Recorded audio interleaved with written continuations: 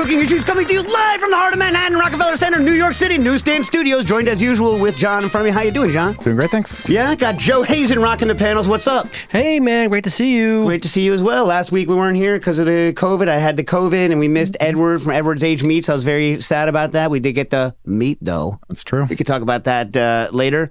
A little bit later in the program, I think we're going to have from the upper left, Quinn. But I think he's dialing in a little bit later, feeling a little bit under the weather. And Nastasia the Hammer Lopez on an aerial plane, so cannot call in. But thank goodness, even though he has been sick, we have from that other coast, Jackie Molecules. How you doing, Jack? Yo, I'm recovered. I'm good. Hope you're feeling well. You sound good. You sound recovered. Yeah, it was real short for me. It was like a cold. I wouldn't have even known I had COVID, but I had a bunch of people coming over, so I tested for giggles. So I didn't lose my, I had it. Oh, wow. Yeah, I had it. Did you have the COVID, or you had something else? No, they didn't say it was COVID, but it sure as hell felt like it. I was knocked out for like a good week. It was sucks. rough. I like how but you still have your taste and everything, right? Oh, yeah. Yeah, that would suck too.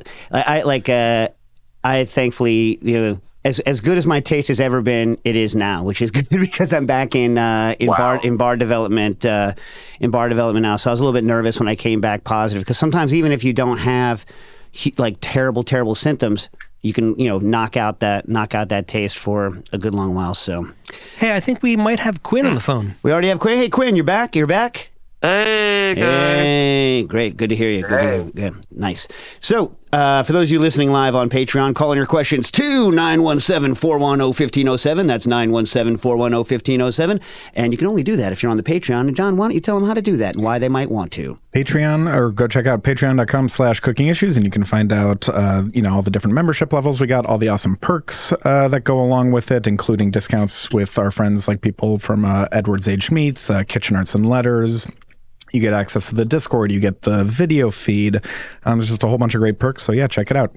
Patreon.com/cooking issues. Yeah, you get all sorts of stuff. For instance, like Fabian von Hauske, I call him Fabulous, from Contra.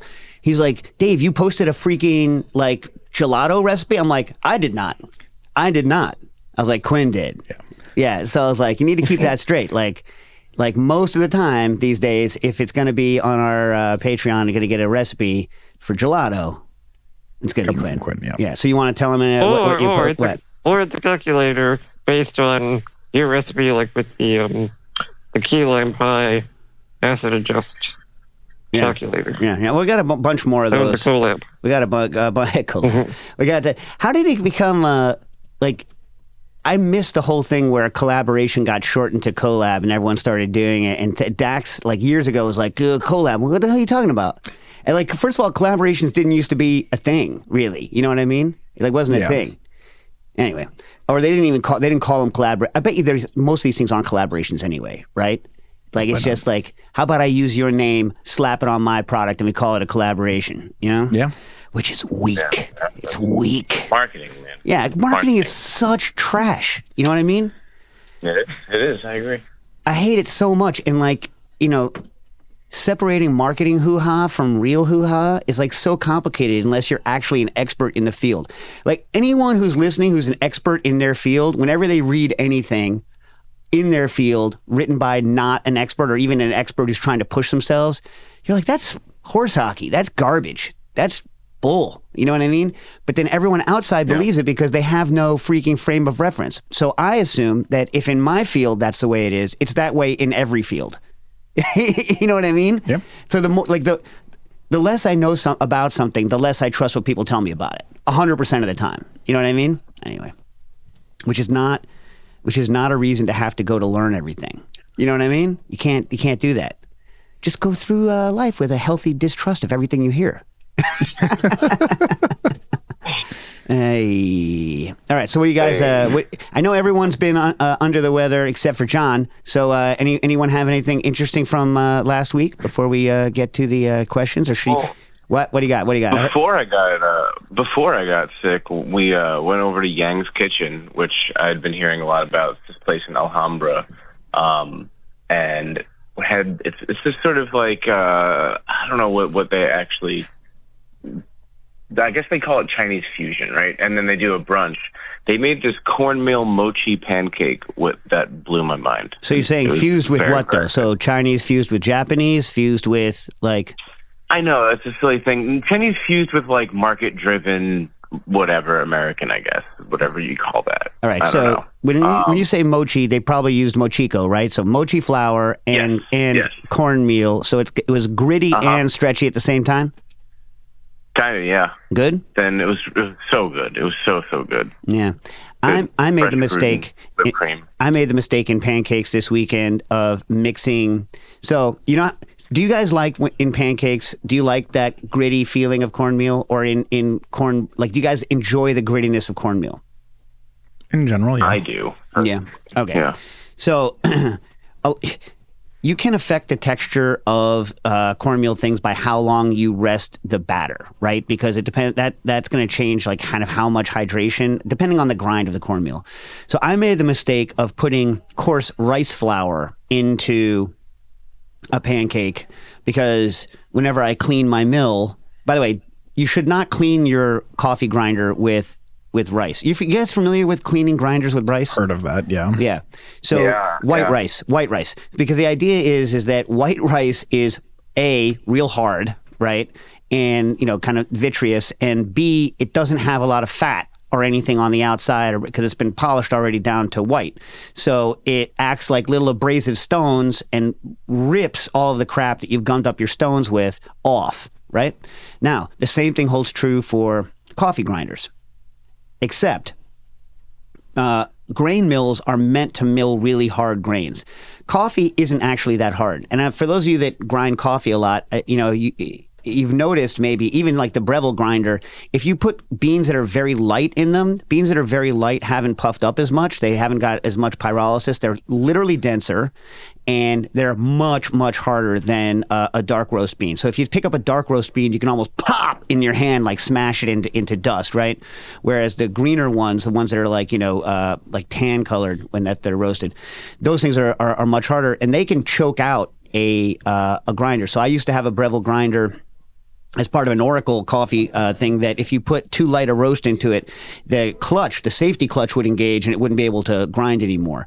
Most grinders don't have a safety clutch in them. However, rice can be hard enough to damage the grinder. So you don't want to put regular white rice in, but you can put minute rice.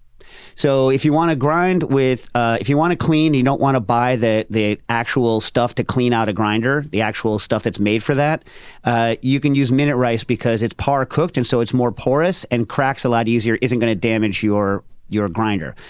In a grain mill, I'm allowed to grind rice, so I grind rice, and boom. So you put it like semi-coarse, and you just put like like 100, 200 grams of rice through it, cleans the burrs out like nobody's business. But I made the mistake of putting it into the pancakes, cooking it right away. Those little rice things didn't hydrate as well, and coarse rice flour bits not as nice as coarse cornmeal bits, a little harder on the chew, a little grittier.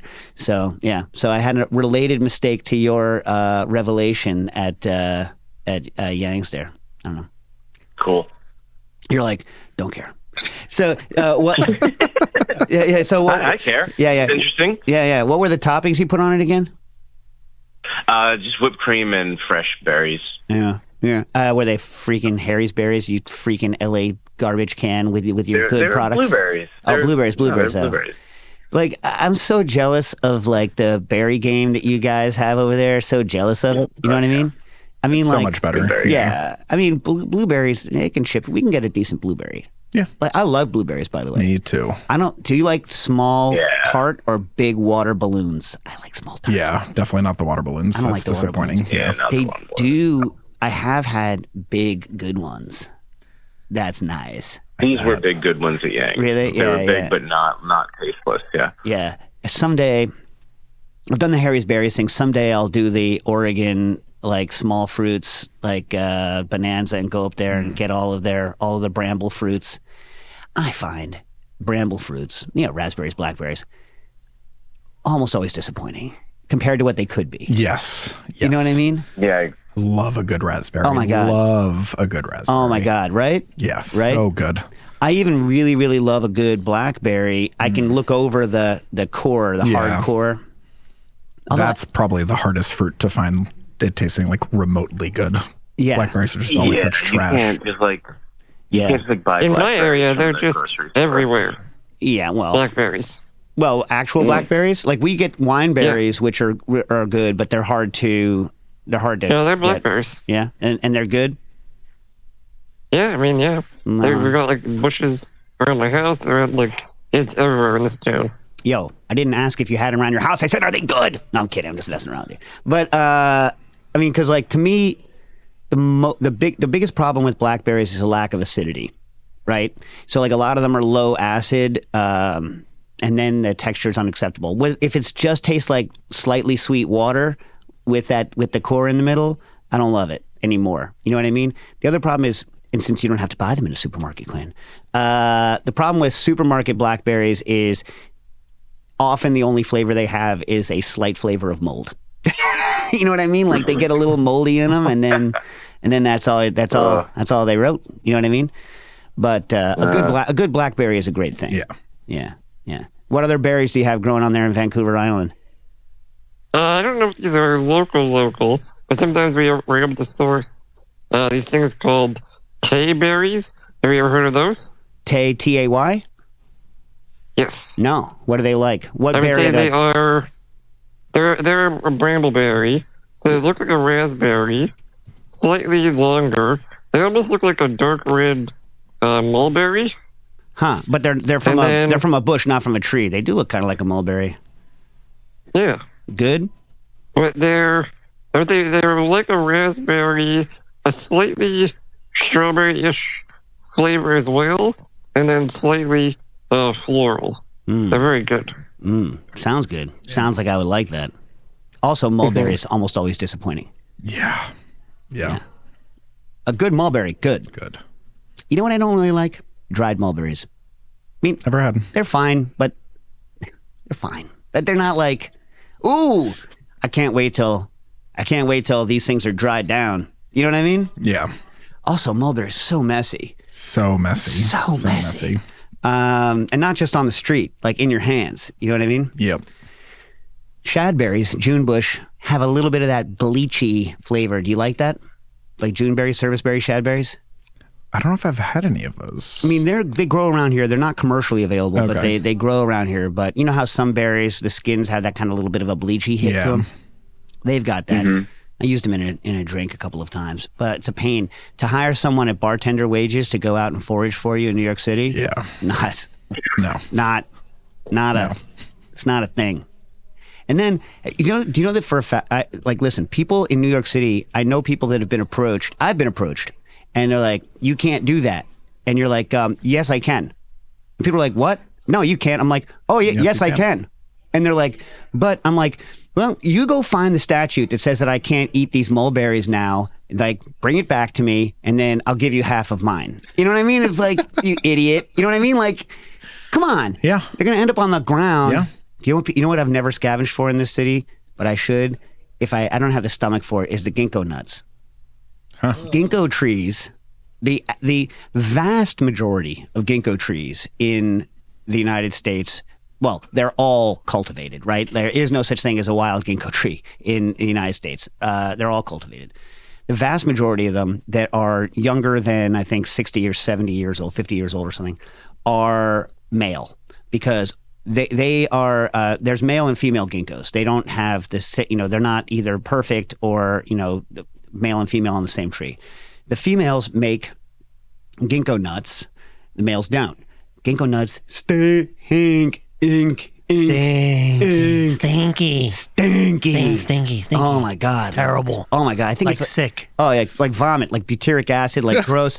And you step on it and they're slimy. So you step on it with your shoes and boom, and then you can land because they drop. A lot of them drop at once, and then you got like just a whole ground cover of stink slime, and you can smell it from like half a block away when that thing happens. So pretty early on, once these trees reached maturity after they started cultivating them, people were like, no, not so much. Not so much, but I know a very prolific female ginkgo tree in the New York Botanical Garden. That one you are not allowed to freaking forage. You cannot forage a dang thing from the New York Botanical Garden, so do not attempt. But in my community garden, we also have a female ginkgo. So I'm thinking maybe I'll glove up, because the nuts, once you like wash off the stink, and then you cook them fresh, they get that green, that like hyper green look once you peel the outside off and they look green. I'm kind of excited to try but I don't know, it's just such a pain in the butt. Have you ever tried to bring fruit into the botanical gardens before? No. Get ready. Oh Really? my God, dude, you get pinned up against the wall, like searched, everything. I swear to God, we brought strawberries. They're like, no, everyone pull everything out of your bags. Oh man. Wow. Man. I mean, I brought in like bagels and lox. That's fine. You're not growing lox bushes there. They are growing strawberries. Yeah, I mean, in fact, one of the best picnics I've ever had, I made bagels and I made lox, and I bought Russ and Daughter's cream cheese, and we went in when the magnolias were in full bloom, and we had a picnic under like one of the giant magnolias in like full. We haven't had an amazing magnolia because we've had weird temperature swings right around magnolia time here, but like, oh my goodness, bagels and lox under the magnolias in the Bronx. Does not get better. Ripon seltzer, have some Ripon seltzer. Yeah. Perfect. Yeah, man. That's life. How did we get on berries? Oh, the pancakes. Here's my issue on pancakes. Did you let any of the mochi pancakes sit around until it got too cold? No, I didn't. I housed it. Housed. It's because for a while I was on a mochi kick. Because I don't know if you remember this. I had a mochi maker. I still have it. The Tiger brand mochi maker, which is actually really cool. If you have like a lot of money and space and you're throwing a party and you want to do a mochi party, consider the Tiger mochi maker. So what you do is you stick the sticky rice in and you hit steam. It steams the sticky rice for you, right? To perfection. And then you dump the sticky rice into the bottom, and it's got like a little mini, instead of like a normal mixer, it's almost like a mixer mixed with a little tiny fist at the bottom of the thing. And you just toss the sticky rice in whole, like, like a big pile of sticky rice, and it goes, and it just beats it into a ball of fresh mochi, which you then flip the lid upside down, and it's a mochi holder to hold the mochi so it doesn't stick to stuff, and then you can roll it, like you wet your hands, do whatever you're going to do to, or like, sugar or whatever you're going to do to like let you pick it up, rip it into balls, and fresh mochi is freaking amazing. And I mean, I've never done a lot of side-by-sides of mochiko flour, which is, dried mochi flour. It's basically the equivalent of maseca what maseca is to tortillas. Yeah. Mochiko is to mochi, right? But the fresh stuff is so great. And so what we used to do is we would make fresh mochi and then throw it into the waffle irons to do the mochi waffles. And they go boom, and they puff out and the outside gets all crispy. And then you break it and it's super light and airy, And you rip it apart and it's got this amazing texture. And this is 100% mochi, right? But as soon as it cools off and then gets hard and loses its awesomeness, and then you're like, no. So like, in the best of all worlds, like someone would just sit, almost like tempura. Someone would sit there, make you the mochi item, you would eat it and then walk away. And so that's why I never ended up using the mochi stuff in any kind of professional thing, because I couldn't stomach the fact that someone wouldn't eat it while it was still warm. Like I couldn't do it. You know what I mean? I just couldn't. That's like with cocktails, like I really want them to drink it like pretty quickly, but we do a 15-minute test on all of our cocktails. And if they're not still okay after 15 minutes, I'm like, no, you can't serve that. You know what I mean? If it tastes like poison after 15 minutes, I'm like, no. Oh, big news, people. So we did a side-by-side taste test yesterday. Oh, long and short. So at Booker and Dax, the first bar, I served all of carbonated drinks in liquid nitrogen chilled champagne flutes, right? Theory being, I don't want ice in my carbonated drink. Those drinks, by the way, were higher alcohol than I typically make now. They were like 13, 14%. So they did lose their bubbles relatively quickly, et cetera, et cetera. People got ripped up on them. Anyway, modern carbonated drinks, a lot lower in alcohol. At existing conditions, we did a side-by-side of Collins glass with cold draft style cubes, although they were made by Hojizaki Corporation, versus in champagne flutes. And the Collins glass won after the 10 to 15 minute test. And so I allowed him to go out with ice, but I always hated it. And like watching the ice melt, always hated it. Most people have moved to Collins Spears now because A, they look cooler, and B, they don't melt as much into the drink. The problem with the Collins Spear, tell me about the way. So Collins Spear, for those of you that don't know, is like it's about an inch or so, between an inch and an inch and a quarter on a side, and as long as the Collins glass, basically the whole length of the Collins glass. And because there's less surface area, you get less melt. But I don't like those ice cubes hitting my nose when I drink. Yeah. Hate that. Hate. Oh, by the way, I'm not even going to describe this. Guys, look up, if you can, I don't even know how recent it is, but it's recent to me. I just found it. There's a super interesting study on the shape of ice as it melts. So if your drink, or if liquid that the ice is melting in is a very specific temperature, around between 3 and 5 degrees Celsius, if the liquid stays at that temperature while the ice is melting, you get these amazing shapes on the ice as it melts, because water, as it goes between like 6 degrees Celsius and 0, goes through around 4 degrees, goes through a density inversion. So the densest water is at around 4 degrees Celsius, and above that and below that, the density kind of inverts. So if your liquid is around that temperature, you get these crazy currents inside as the ice melts, and the ice turns into these like weird, almost like handle grip, like this weird like shape.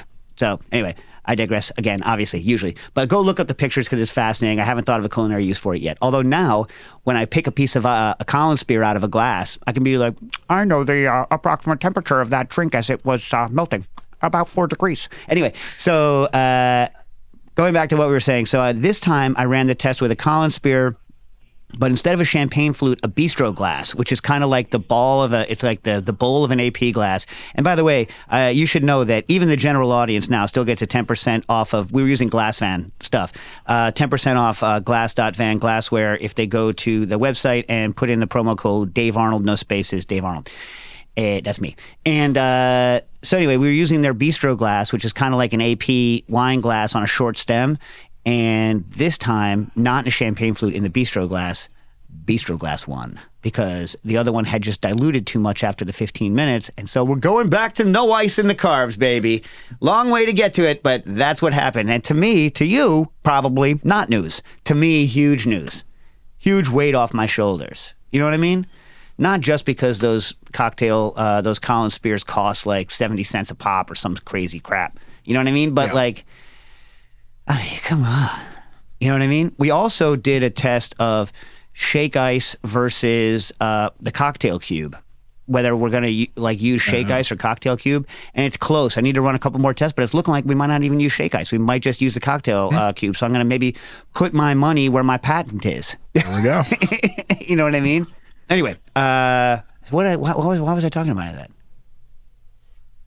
I don't know. Yeah. I don't know.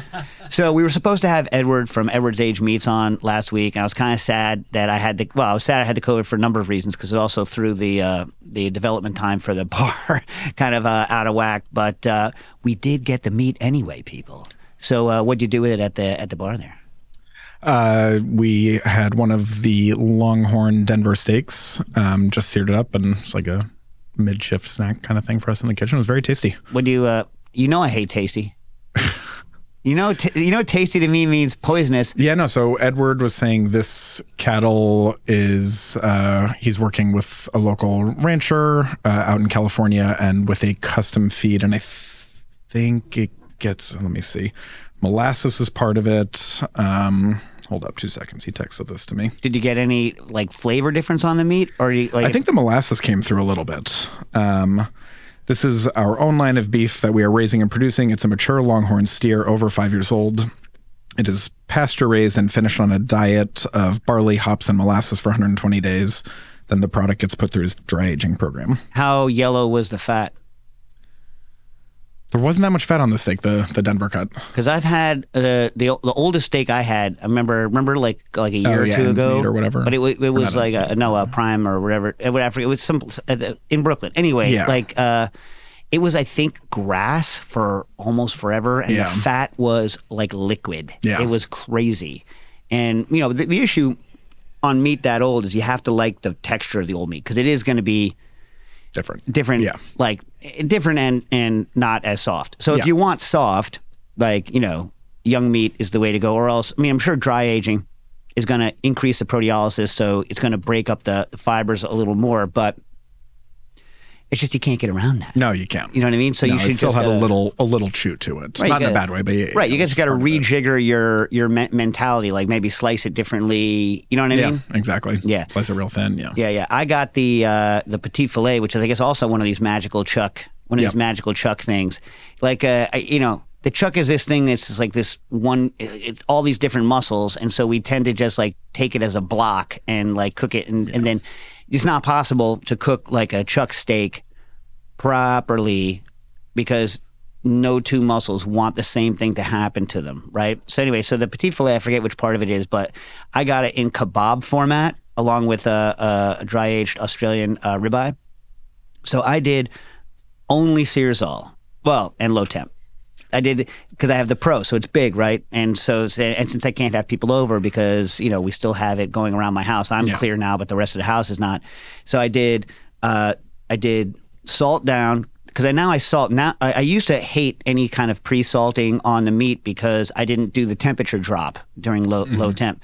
So if you keep meat at the cook temperature for any appreciable length of time, you start creeping above. And I don't really have the time to get into like activation energies and like, why that's the case, right? But if you want the meat to taste like 54.5, let's say, Celsius, 54.5 degrees Celsius, you take it to 54.5 and then you have to drop it immediately. Otherwise, over time, not instantly like it does when you're using high heat, but over time, that temperature will creep, the apparent temperature, as if you were the apparent instantaneous cook temperature will creep up and up and up and up. Not up and up and up, but like 2 or 3 degrees, right? Over time.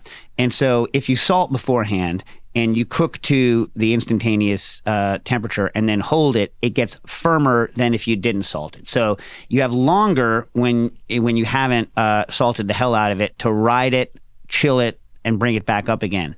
If you just hit that like instant equivalent temperature pretty quickly and then drop the cook temperature down to 52, which is what that's the lowest I feel comfortable always circulating. You can let it ride for a long time and the salt's not going to hurt it. You can even chill it and bring it back up and it's not going to taste kind of cured like it used to. So for this one, normally before I sear it, I like to sear beforehand if I can. If I don't have time, searing after is the most important thing. But I drop the temperature of the meat to 50 Celsius, which is really cool, so that when I sear it hard, I'm not going to raise the temperature. But the good thing about the Searsall, another patent, the good thing about the Searsall is, especially the Pro, because the Pro is so big, is that you don't get that much of a temperature rise, as opposed to searing it in a pan. So I didn't need to drop it. I kept it at 52. Pulled it directly out and seared it with no rest, no drop. So I just did the kebab pieces. I put them on a skewer, and then here's my trick to not have the bag pop. I stuck the last piece of meat on the end of the skewer. I cut my metal skewers short so that they fit into a gallon Ziploc bag. Then I skewered up the kebab meat, salt, pepper, let them sit along with the meat, salt, pepper, sprayed grill Pam. You use grill Pam? I have. I only use grill Pam now. Yeah. Because it doesn't have the stuff in it that's going to gum up your pans. Yeah, I've noticed so that. I don't even bother keeping the other one in the house because I don't want my stuff to get gummed up. And so even when I don't need it to be grill Pam, it's grill Pam. So I grill Pam it and then Searsall it all sides in the Ziploc bag with oil, circed it at 54.5 for 50 minutes, dropped it, let it ride at 52, pull it out, Searsall the hell out of it, and huge win. And those mini skewers in a gallon Ziploc bag, money. Because I have the bamboo things, but how many times have you accidentally lit a bamboo skewer on fire? Yeah. Oh my God. Yeah. Also, they're round, so you can't turn them. Like the little flat metal ones, they turn meat. You know what I'm saying? They don't just slide around the... Yeah. I hate that. Yep. Yeah, bamboo skewers. Also, a bamboo skewer... Here's the other thing. If you leave something on a bamboo skewer, not beef so much, but chicken especially. If you bamboo skewer chicken, right, the moisture when you cook in the chicken swells the freaking wood. and then the wood goes and grabs onto the chicken for dear life. This also happens sometimes on shrimp. So when they're hot, most of the time when I serve skewered meats, I don't actually leave them on the skewers for service. I strip them into a bowl with sauce so that people don't have to deal with the individual skewers. Because I'm not like, it's not the 80s. I'm not like, here's a chunk of undercooked onion, here's a poorly cooked mushroom, here's an overcooked piece of meat on a skewer and you eat it that way, right? Which is how we used to do it in the 80s. Here's a tomato that is no parts good. You know what I mean? Like, you know what I'm saying? You don't soak your wood skewers? If you soak them, I think I've had it gripped even beforehand. Even if you pre-soak, it doesn't burn as much. But when you strip them, it rips the meat apart. And splinters too. Yeah, but you know what? Maybe I don't pre-soak enough. How long do you pre-soak? I never had to really measure time. It was like whenever I was preparing something, I just throw it in the water, and then by the time I get to the grill, they seemed to be ready. Yeah. All right. Maybe it's just I'm impatient. I mean, it's not like a cinnamon toothpick. Ooh. How do you make a cinnamon toothpick? You never made cinnamon toothpicks as a kid? No. You weren't one of those people that sold cinnamon toothpicks to the kids in like aluminum foil? Oh my God, I wish. Oh my God. I used to like the mint toothpicks that you would get individually wrapped at the diner. Oh my God, what are you guys doing? The cinnamon toothpicks, you can make them at home. It was like a sweet cinnamon oil. You soak them in the toothpick, and the longer you kept them in, the hotter they were. I always go to this one guy because he kept them in for like, he'd forget he'd have them. You put them in your mouth, and your tongue was incinerated. Oh, the best. Oh my God, cinnamon toothpicks! You got to bring back the Joe Hazen cinnamon toothpick, dude. Yeah, man. All right, okay. Have you ever? Hey, Jack, you ever had this? Or Quinn, you ever had this cinnamon toothpick phenomenon? No. Never even heard of it. I'm still stuck on grill pan. What's grill pan? Pam with an M, like it's spray grease. Yeah, but like it doesn't I have know the. we only have regular Pam. No, here. come on, Canada, get with the times. You have it. Do you know what else you have in Canada that I've never seen before? Have you heard of the Texas Mickey? No. What? The Texas Mickey is the largest size of liquor that is sold in North America, and they only sell it in Canada.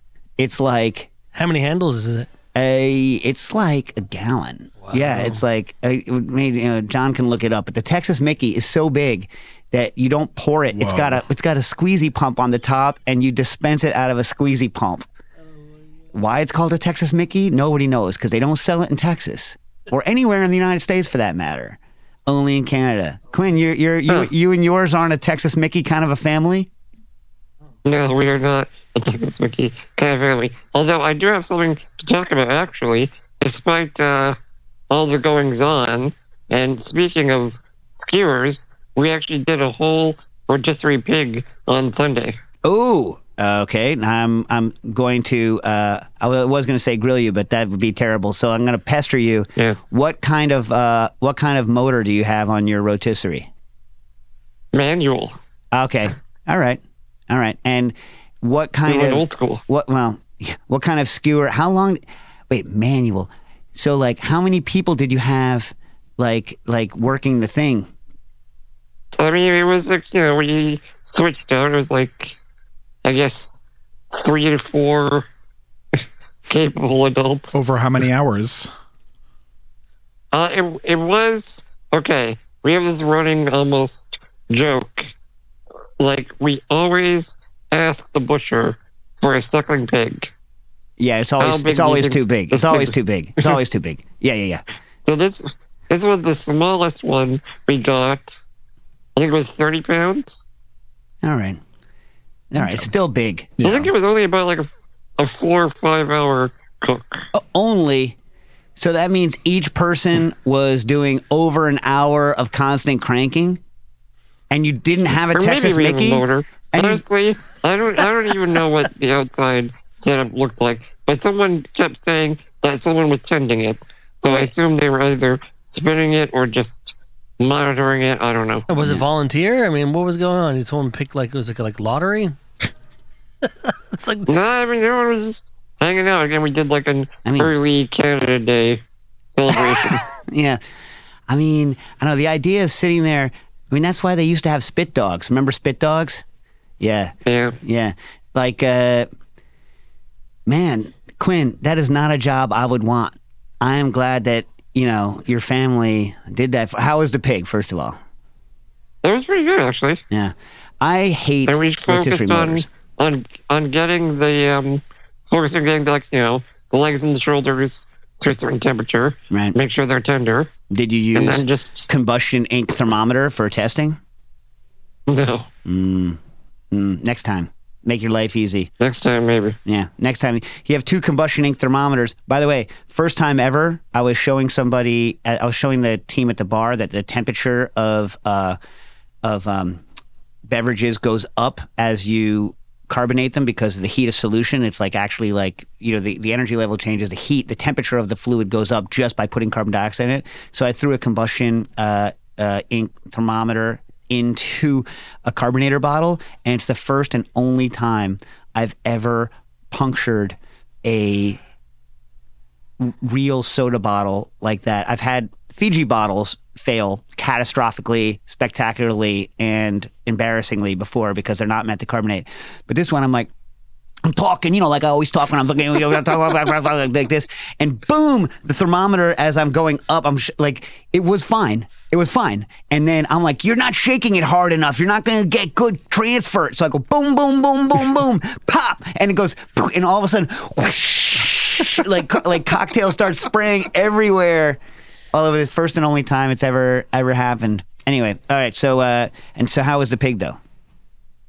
Yeah, the pig was good. Yeah, we did salted it, and then we had a brush of vinegar, salt, herb, Magilla, Yeah. But usual vinegar based, almost like North Carolina. I would say, yeah, almost like I think I've seen it something Argentinian style where you just brush a salt flavorful solution over it. I don't know. There was no we didn't dress the meat after with a vinegar based thing. We were just brushing it with the solution while it cooked. Right. Well, it's not like you can really pull the meat on a pig that small anyway, because it's so close to the bone, and it's more about the skin and how was the skin? The skin, we got a few. The fire was too hot at the beginning, so we got a few burnt spots, and then I don't think the rest of it rendered as nicely as we were hoping. Oh man, to me it's... But again, the meat inside was pretty tasty, and we got a lot of bones. My dad's making a giant batch of pork stock, so... Yeah, you got a lot of bones on those suckers. It's not a very... it's an expensive way to eat. You ever have in Spain the super baby pigs that come on? No. Oh my god! The ones in the ground. Oh no, they cook them in an oven, but they're okay. but they're real baby Like the pigs. earthen oven ones. yeah, they're oh my god, the skin is and then the fat comes out. What's the skin called when they make those In Spain, I don't know. Yeah, even a Cuban has that they just sell those the skin of Chicharron? All the Chicharron, different, that's yeah, but there's a million different kinds of there's a million for every country. There's a chicharron to have. Anyway, I'm glad that it was actually. I'm so glad it was hand turned because now I don't have to imagine those terrible rotisserie motors. Yeah. And then that breaks free. I didn't hear a struggling motor in the distance, so I think it was hand turned. I'll double check with my dad later. Wait a minute. This isn't something you already know? When this was being planned, you weren't I wasn't outside. Yeah, there's no Google Doc for this. Come on. But you didn't know? There wasn't a calculator that your family could look at for time and No. temperature? All right, you've gone too long. Again, Come that on. was Your arm looks like it's again. swelling. I was a distant advisor. I see. It was Canada Day. Yeah, Canada Day. All right, let's get to some questions, rip through that, and then we could talk about I actually did do a very interesting cooking related. Oh, before I go to cooking related thing, I think, remember, I've said this a million times, it's in the book, that when you make a Campari and soda, you have to add the acid right before you serve it, because if you store it, it gets super, super bitter. Mm-hmm. Theo, our head bartender, was doing a gentian drink, and if you store the gentian tincture he makes with acid, it gets too bitter. So we think it's the gentian, right? So it's like the gentian, gentian steeped without acid, stored with acid gets bitter. But we're trying to figure out all of the different ways to go around it to see whether we can kind of hone exactly what's going on. I've started talking to Ariel, so we're on it. So we're on the gentian problem. The gentian. All right. Azu writes in, Azu14. Now listen, Azu has a drinking contest. I do not condone drinking contests. No, like Edward Forty's hands, nothing like that. It's irresponsible, right?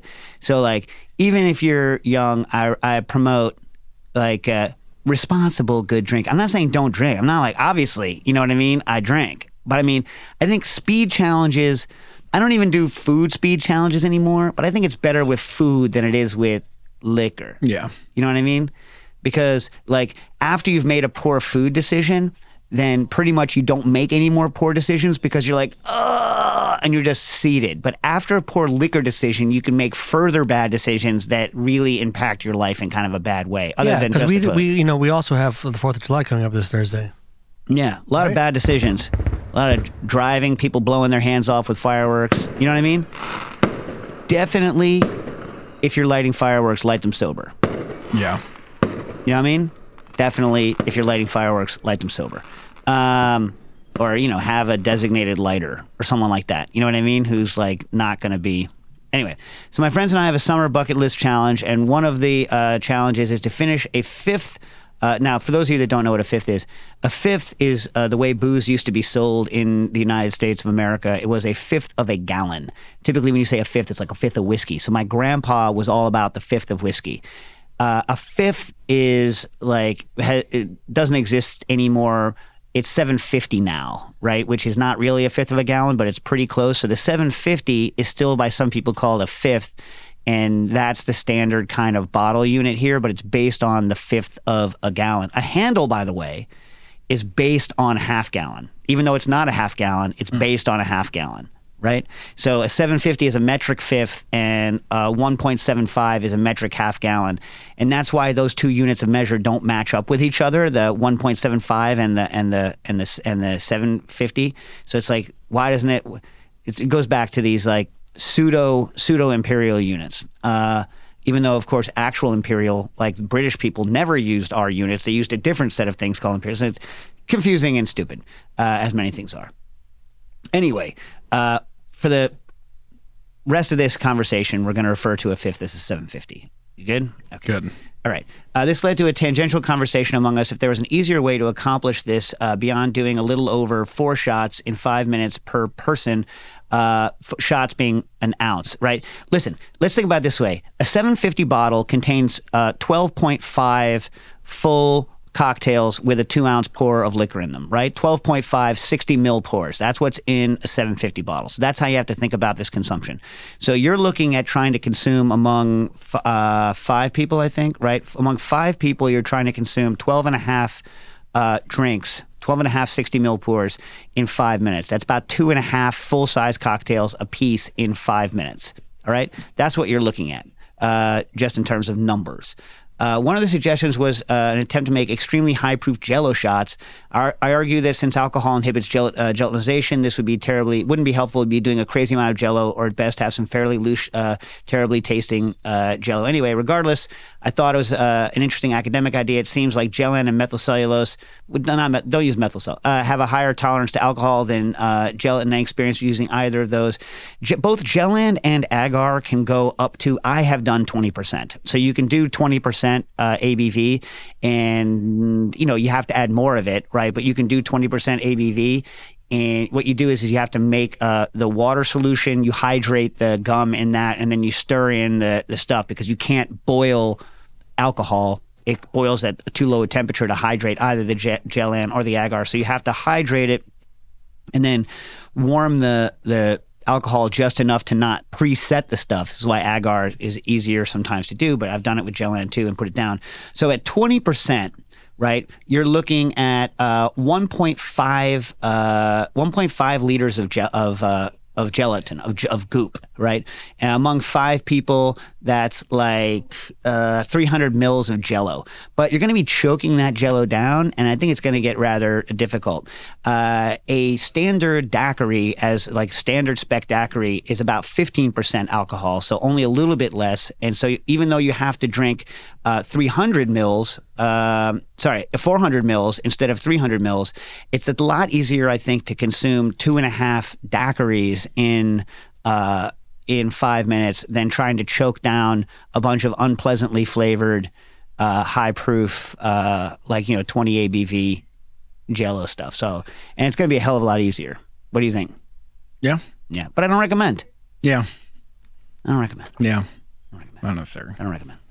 All right, Kevin Young wrote in, from Noma, our friend, our buddy, who's on the air, brought me that sweet pork scraper, which I haven't used yet. I need to use it, but I'm soon. Anyway, so going back, we haven't heard more information. They're making a stock with Comté, which is Gruyere similar. Are you hardcore on Gruyere, Comté, or like which one you go for? I mean, I bet you are. I like Comté a lot, but they're both great cheeses. Okay, I love them both. But yeah, if they were side by side, I'd probably go for the Comté first. Which is the one that lost its, that we can fake call it? Is it Gruyere? One of them, I think it's Gruyere. Lost its, legal DOM, protection yeah. here. Yeah. Anyway, so making a stock, but then wants to use the spence, right? And is wondering how to adjust the texture, what to do. And I had asked to do a dehydration test on it to let me know what the actual moisture content of it was. But I'm just going to tell you the best article I've ever read on the subject of stretchy cheese, like seriously, good article, is Dairy Pipeline. That's the name of the publication, Dairy Pipeline, sweet. How the cheese making process influences melt and stretch. And it's just a fantastic article. And I'm not going to right now, highlight all of this stuff, but it goes through like step by step, many things, calcium phosphate and the casein structure and how the amount of available calcium phosphate at any given time and the pH at any given time affects melt and stretch along with fat and with moisture.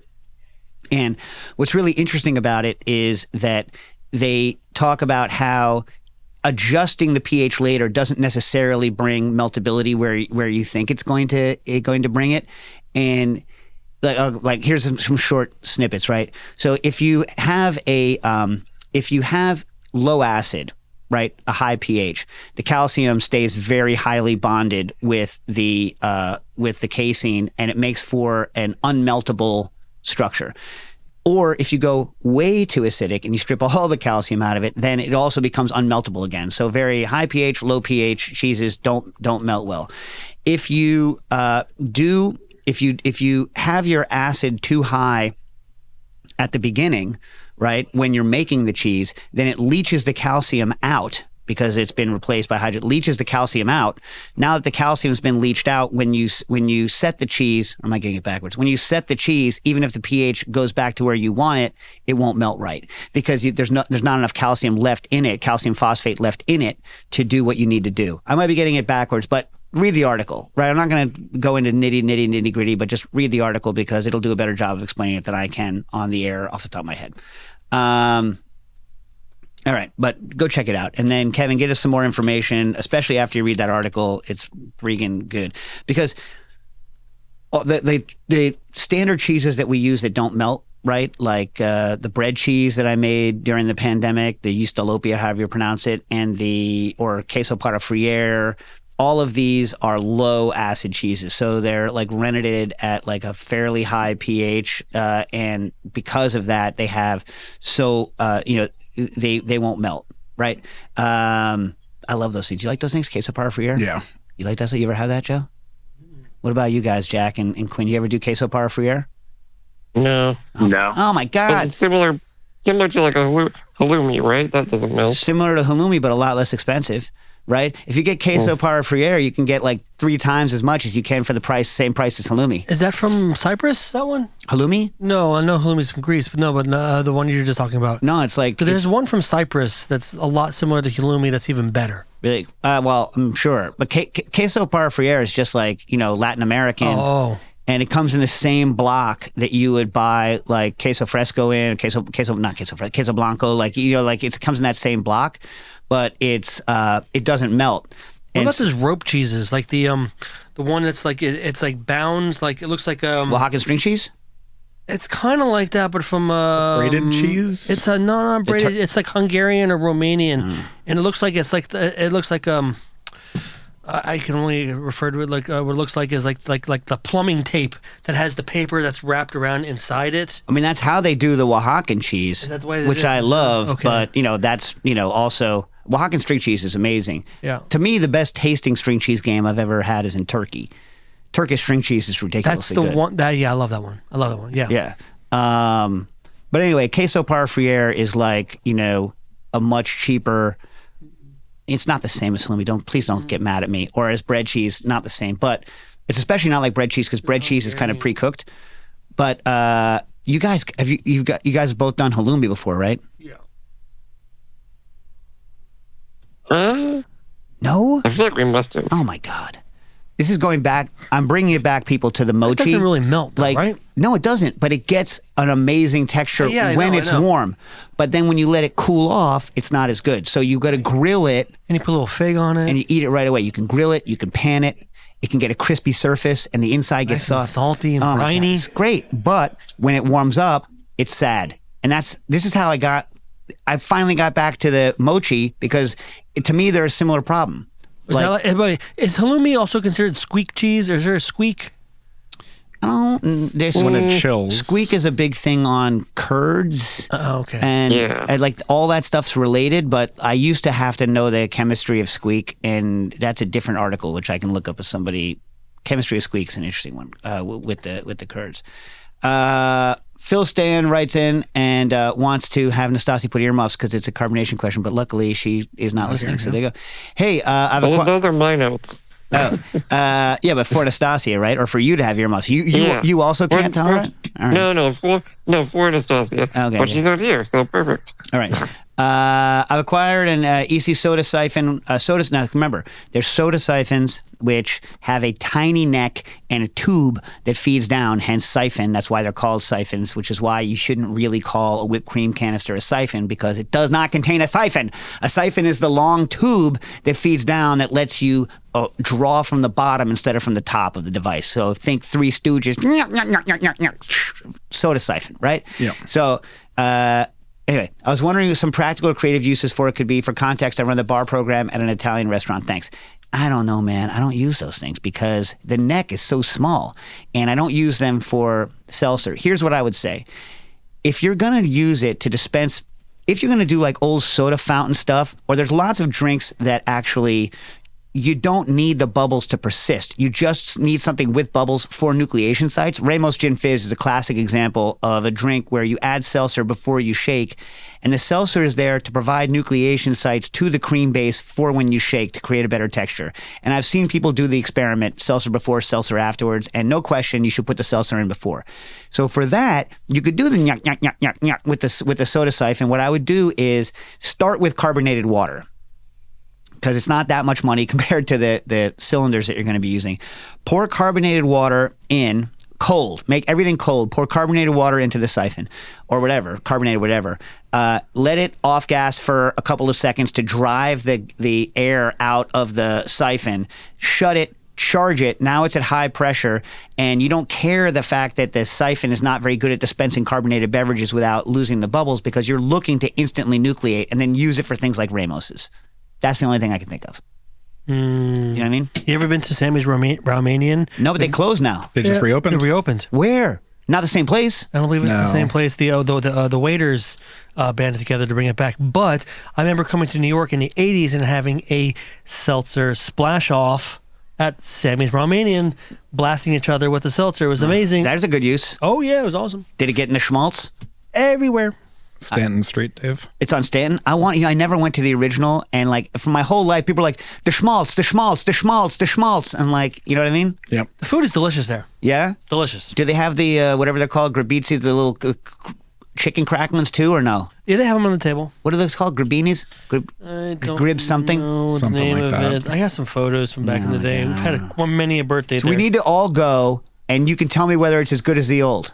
I would love to. It's like a that. great festive time to go. You drink a fifth of vodka because the vodka is frozen into the pail that like the cheese or the cream cheese comes in. It's awesome. Or maybe do a So cooking rugged. issues, Sammy's Romanian. Yeah. All right, and you can let me know. You can let me know. Alexander writes in, I'm wondering if there's any way to account for the known alcohol level when measuring the amount of sugar in a solution. As an example, I have a solution that I know is about 10% ABV and has sugar in it. I don't know how much it's possible to calculate from a hydrometer. Specific gravity reading is currently reading 990. That's 0.990. But in a general solution is more what I'm after. Okay, Alexander, yes and no. No, you can't. Yes, you can, right? Your particular case is very low. If your number is correct, you didn't give me a temperature. You need to know the exact temperature it was when you got the SG reading for me to give you an exact number. But assuming that your SG reading was taken at 20 degrees Celsius, very low sugar, like 13.63 grams per liter, which is the equivalent of like 1.4 bricks worth of sugar, 1.37 bricks. So very low sugar in your example.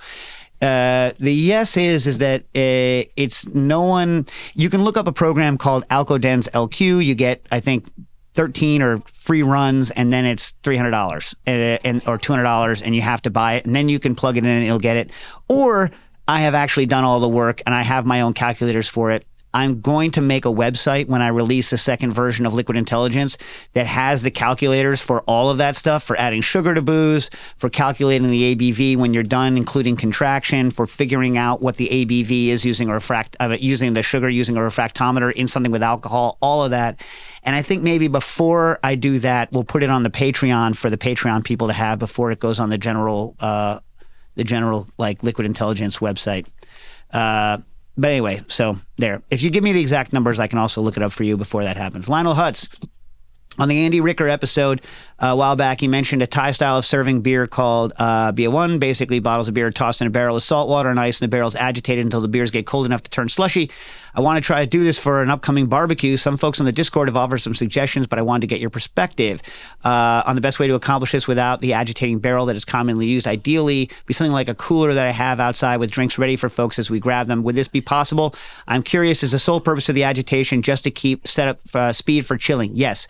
So the agitation does two things. It agitates the liquid with the ice and salt, one, and it gently agitates the liquid in the beer, right? Because both things are stagnant, and you need good heat transfer throughout everything. You want to get it to equilibrium. So without movement of the cans, you cannot mimic the actual that movement. But what you can do is get an aquarium pump, a saltwater aquarium pump. They run on DC. They can pump salt water, and they can also pump stuff that's very cold. And then you just put that pump on one side of your cooler, and then lift the tube up and put it on the other side. Pull from one at the bottom and dump on the other side at the top, and you'll get a constant movement of that, and at least the actual liquid that you're chilling with will all be very cold, but you won't be able to get the same agitation from the can. But a lot of it's you're gonna get a lot of way through doing that. All right, so in the 2 minutes that I have left, I got a new technique. You ready for it? Ready. Okay, so I sift when I mill my flour. I sift it, right? But I really don't like sifting, and I get about 87% yield typically off sifting. And the way it works is that when you mill something, the outside of the wheat tends to break off in bigger pieces, right, as opposed to the inside, and that's what allows for that separation. But I was like, what if I was looking up rice milling machines? Now, rice milling is different. In rice milling, you tumble the rice inside of a basket, and that sloughs off the outside layer, leaving the thing intact, right? So what I did is I bought on Amazon the Michiba Kitchen MBRC52. I bought the black. I would get the 52 white because, man, the black, really, the stuff shows up on it. And I was testing, instead of polishing rice, it does a great job polishing rice, by the way. I made some semi-brown, choice. But I've been using it on wheat. And so what I found is that I can get very good loaf, as good a loaf volume as I used to get with sifting, by just purling off the outside, because it turns off that the very outside of the bran layer is what really does most of the inhibition of the puff that kind of inhibits the rise of a wheat bread. And so I'm now I can get 93.6% yield off of my wheat, get similar kind of loaves to the loaves I was getting when I was only getting like 87% yield, and I don't have to sift.